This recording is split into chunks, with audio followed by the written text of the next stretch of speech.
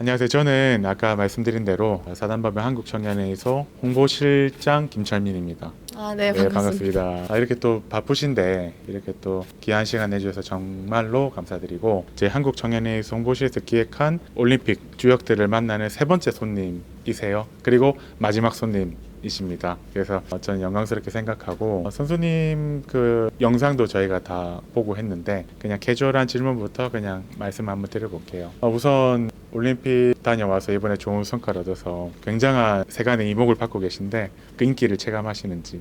일단 얼마 전까지 올림픽이 끝난 지 좀 시간이 지났는데도 불구하고 실감을 못하고 있다가 학교에 돌아와서 실감을 한 상태고요. 인기는 많이 없는 것 같은데. 그래도 이제 막 좀 광고나 이런 좀 이렇게 러브콜이 좀 있지 않아요? 어때요? 있어도 곧 이제 체전이 남아있기 때문에 체전을 위해서 또 훈련을 해야 되기 때문에 지금도 이렇게 주말에 사역장에 있는 거고요. 그래서 광고 촬영 이런 건 뭐 많이는 못하는 것 같습니다. 그래요. 보니까 생각보다 개인 시간이 많이 없더라고요. 특히 여자 핸드볼 선수들께서도 말씀하시는 게 이게 아침부터 저녁까지 계속 이 훈련을 하다 보니까 개인 여가 시간이 거의 없다고 하던데 선수님도 그렇습니까? 일단은 저는 훈련을 해야 되는 것도 맞고 시합도 너무 많아서 지금 올림픽이 끝나고 나서 시합을 벌써 3개나 뛰었거든요. 네. 그리고 또 다다음 주에도 또 시합이 있고 다음 주엔 전지훈련도 있고. 전지훈련 어디로 가십니까? 창원으로 갑니다. 창원으로. 체전이 열리는 아. 경남에서 훈련을 해야 되기 때문에 이제 전지훈련도 다녀야 되고 여기 저 개인 훈련도 해야 되고 시합도 다녀야 되고 하다 보니까 정말 체전이 중요한 시합인데 그 전까지의 일정들이 너무 많아서 일단은 선수로서 최선을 다하고 있습니다. 좀 출전할 때 어떤 마음이셨어요? 일단 제가 첫 출전이기도 하고 그다음에 올림픽을 나가는 대표팀 중에서도 제일 막내였기 때문에 그래서 더 부담이 될 거라고 생각하시는 분들이 많으셨는데 저는 오히려 첫 출전이고 여고생이고 그다음에 나이도 제일 어리기 때문에 저는 오히려 앞으로 나가게 될 올림픽 중에 제일 처음, 그러니까 중에 하나 그렇게 생각했기 때문에 부담은 딱히 못 느꼈던 것 같고요. 오히려 그냥 지금 이렇게 올림픽 나가는 것도 다 경험이라고 생각하니까 별로 그렇게 많이 부담되진 않았던 것 같아요. 근데 또 앞으로의 나는 기회가 더 많을 수도 있기 때문에 어떤 그런 약간의 어떤 경험을 쌓는다는 생각을 하실 수도 있겠네요. 네. 근데 그거는 그만큼 실력이 있기 때문에 열심히 훈련했으니까 그에 반해서 이제 자신감이 나온 것 같습니다. 사격을 시작한 지가 3년 정도밖에 안 됐다고 알고 있어요. 그래서 이력도 되게 특이하신데 태권도를 하시다가 어떻게 해서 이렇게 사격으로? 태권도를 하고 있다가 이제 같이 운동하고 있던 친구가 먼저 중학교 1학년 때 사격부를 들어갔었는데 그 친구가 이제 저한테 너도 한번 사격부 들어와 볼래? 이렇게 권유를 해줘서 전 중학교 2학년 중승 도쿄올림픽 열리기 직전에 사격부에 들어오게 됐어요.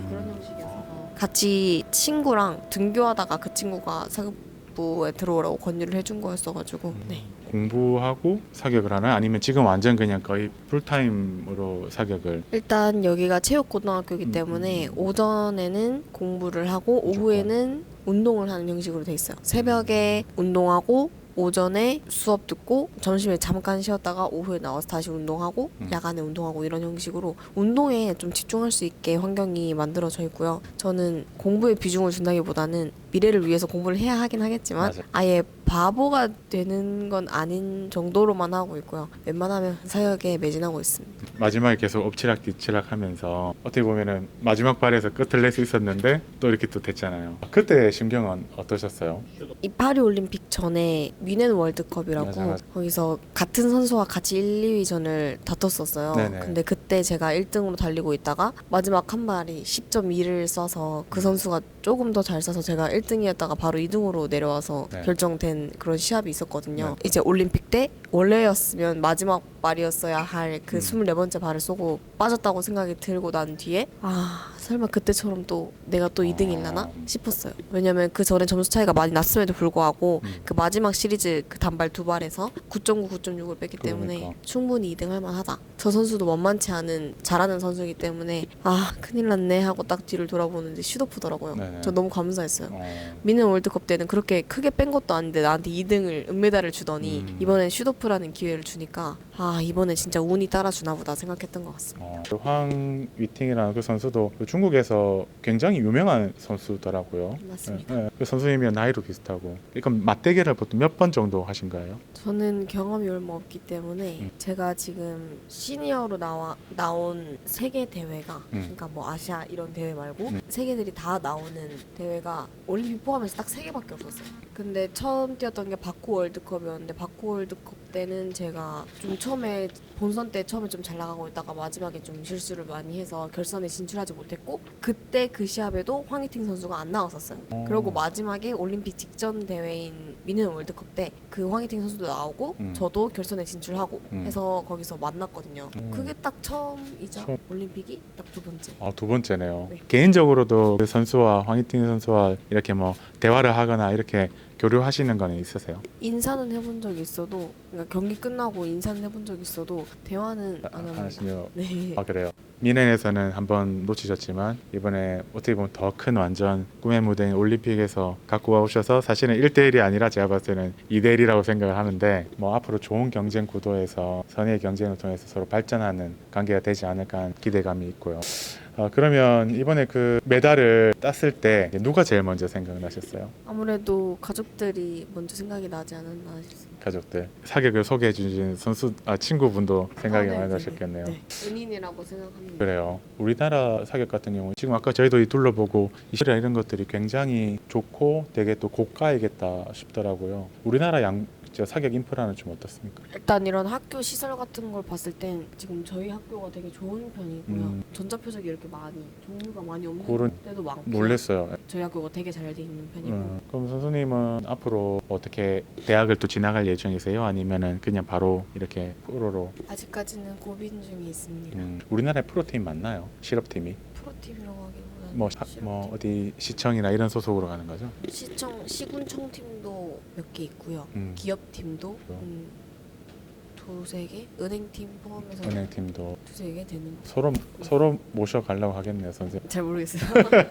이게 올림픽에서 중간중간에 이렇게 점수에 상관없이 잘 쏘든 못 쏘든 간에 평정심을 유지하시는 루틴 같은 것들이 있어 보이던데 선수님의 특별한 루틴이 있으신가요? 시합하면서 이제 긴장을 좀 추스리는 방법은 저는 호흡이 제일 중요하다고 생각하고요. 그만큼 긴장을 뱉어낸다고 생각하기 때문에 근데 이렇게 생각하는 것도 다 이런 멘탈, 이런 마인드에서 나오는 거기 때문에 심리훈련 평소에 되게 그냥 습관적으로 많이 하는 편이고 루틴이라고 보면은 뭐 시합 전에 운세를 보고 들어간다거나 맞아요. 그거 봤어요. 운세 보신다고. 아니면 누구랑 뭐 꼭 이 사람이랑 전화를 하고 들어가야 된다거나 아니면은 뭐 되게 많은데 되게 많아요. 그럼 운세를 보시면 사실 그게 그냥 좀 랜덤 같은 거니까 안 좋은 운세가 나올 수 있잖아요. 그럼 그때 좀 시합 나갈 때 좀 부담되지 않아요? 저는 항상 시합 전날에 좋은 운세만 뜨더라고요. 근데 딱 하루 안 좋은 운세가 있었는데 그게 올림픽 선발전 4차 때였거든요.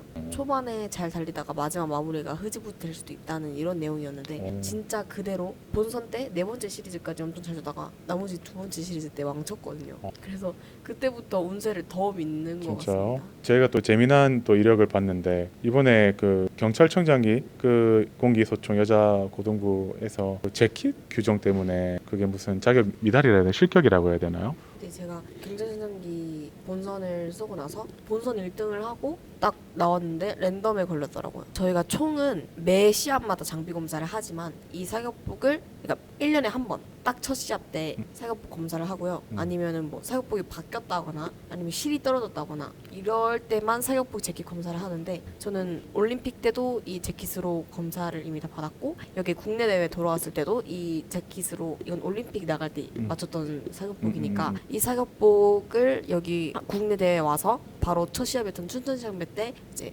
사격복 검사를 다 해놓은 상태인데 그게 좀 늘어났는지 아니면 단추구멍이 좀 벌어졌는지 원래 단추 규정이 여기가 사격복 끝단부터 단추 있는 데까지 단추 딱 중간 부분까지 10cm래요. 거리가 딱 10cm인데 저는 그걸 인지하지 못하고 있다가 뭐 그냥 장비 검사 때 통과했으니까 괜찮겠지 이렇게 생각하다가 갑자기 이제 랜덤에 걸려서 그러니까 랜덤이라는 게 이런 장비 검사를 하고 나서 또 누군가 규정 위반을 했을까봐 중간에 장비 검사를 해놓고 바꿨을까봐 이렇게 시합이 다 끝나고 나서 뭐 무슨 카드를 줘요. 랜덤 카드, 뭐 사격복 검사 카드 아니면 뭐 총 검사 카드 이런 걸 준다. 어떤 식으로 뽑으시는지는 모르겠는데 아무튼 랜덤 카드를 주시면 제가 그거를 받고 장비 검사를 챙기고 장비 검사실로 이동합니다. 그러면 그 장비를 검사할지 아니면 재킷을 검사할지 그걸 네, 그건 모르는 거네. 몰라요. 그래서 랜덤이라는 거. 저는 사격복이랑 총 검사를 다 했는데 마지막에 이제 사격복 유연성 검사를 하다가 뭐 얼마나 말랑한지 강도 체크를 하다가 갑자기 이거 10cm 넘는 것 같은데 하면서 갑자기 자가 나오더라고요. 한 번도 장비 검사실에서 자를 본 적이 없거든요. 무슨 규정 때문에 자가 나왔지? 이렇게 저도 엥 하면서 보다가 마지막 단추에서 10cm가 넘어서 10.3cm였나 4cm였나 그랬다고 하더라고요. 마지막 국가대표 선발전이었고 예고에 따라서 또 대표팀은 못 가냐 가냐 이게 갈릴 수도 있는 거고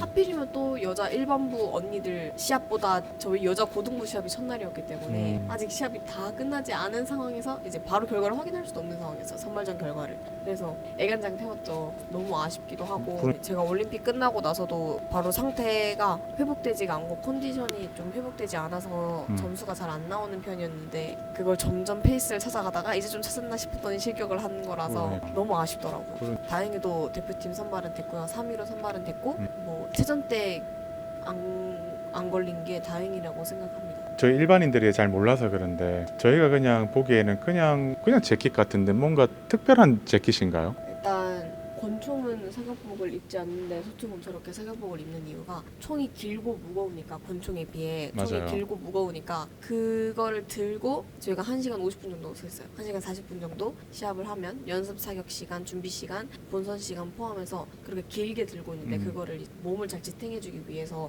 입는 특수 복장이고요. 그리고 이게 엄청 단단하거나 엄청 몸에 딱 맞으면 당연히 총을 잘 쏠 수밖에 없으니까 그 규정을 걸어놓은 게 있어요. 그럼 이게 너무 네, 너무 딱딱해도 안 되고 너무 딱 맞아도 안 되고 아까도 말했다시피 단추가 그렇게 꽉 뭐 거리가 멀어도 안 되고 그런 게 있어요. 0.3mm가 벗어났다고 하는데 0.3mm는 진짜 얼마 안 되는데 그러니까 이 정도 되는 거 같아요. 근데 그 정도로 이렇게 정밀하게 보는지는 처음 알았고 저도 뭐 검도 같은 것도 하고 이렇게 했지만 그런 저희는 장비 같은 걸로 그렇게 막 몇 미리의 어떤 그런 차이를 가지고 실격의 유무를 가늠하거나 그런 건 없었는데 저도 처음 알았어요. 이 사격이라는 게 그만큼 정밀도를 요하고 이 고정해야 된다는 그런 것 때문에 대단하다 싶었는데 오늘 그 비밀을 알았네요. 공기소총이라는 종목이 너무 세밀함을 요구하는 종목이다 보니까 어쩔 수 없는 것 같아요. 무거워요 옷이 혹시? 옷이 아래 위 합해서 5.5kg 정도. 5.5kg 옷이 엄청 무겁구나. 네, 총도 5.5kg 정도 돼요. 총도 5.5kg고 고정해야 되는 이 팔의 어떤 그런 힘이 엄청 나야 되겠네. 근력이 오랫동안 이렇게 지탱하려면. 아무래도 하체 근력도 중요한 것 같고 자세를 이제 좀 팔이 몸에 잘 올려놓는다 해야 되나? 지탱할 수 있게 하는 자세가 있기 때문에 그래서 팔의 힘은 저는 웬만하면 다 빼는 편이고요. 그래요? 하체 힘이 좀 중요한 것 같습니다. 그렇죠. 오래 서 있어야 되니까. 이번에 그 경기할 때